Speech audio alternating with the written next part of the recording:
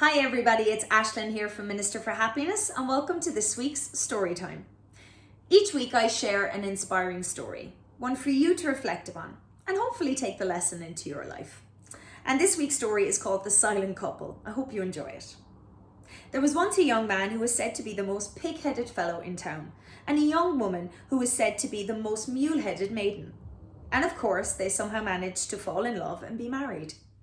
After the wedding ceremony, they had a grand feast at their house which lasted all day long. Finally, when all their friends and relatives could eat no more, one by one they went on their way home. The bride and groom collapsed from exhaustion and were just getting ready to take off their shoes and relax when the husband noticed that the last guest had left the door open. "My dear," he said, "would you mind getting up and shutting the door? There's a draft coming in." "What should I do it?" yelled the wife. "I've been on my feet all day and I just sat down. You shut it."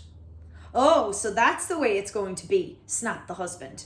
"Just as soon as you get a ring on your finger, you turn into a lazy good-for-nothing." "How dare you?" shouted the bride. "We haven't even been married a day and you're already calling me names and ordering me around. I should have known this is the kind of husband you turn out to be." "Nag, nag, nag," grumbled the husband. "Must I listen to you complaining forever? And must I listen to you carping and whining?" asked the wife.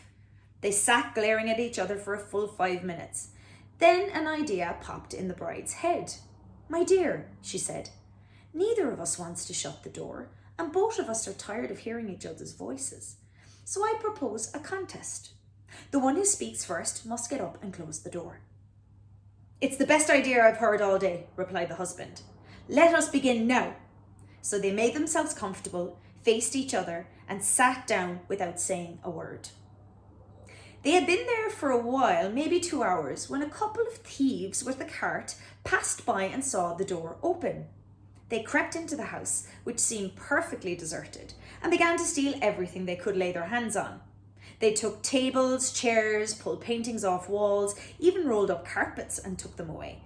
But the newlyweds neither spoke nor moved.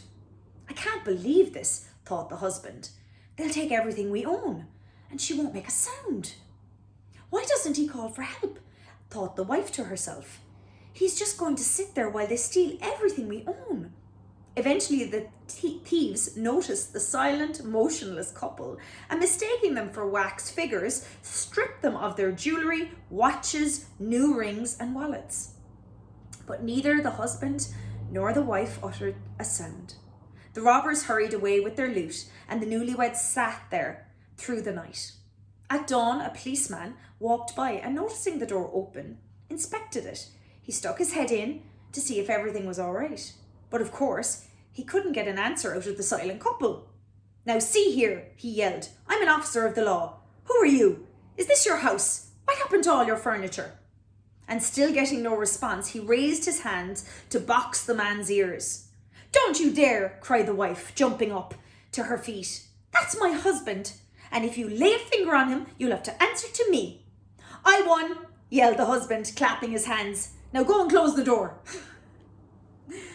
So this story, I think, is quite amusing and maybe a little bit old-fashioned, but at the same time, the message in there is gold. Don't be so stubborn that you end up suffering and losing things that are important to you. Really, sometimes I think we want to be right more than we want to do what's right. So take the lesson from this and don't be so stubborn that you lose everything you have.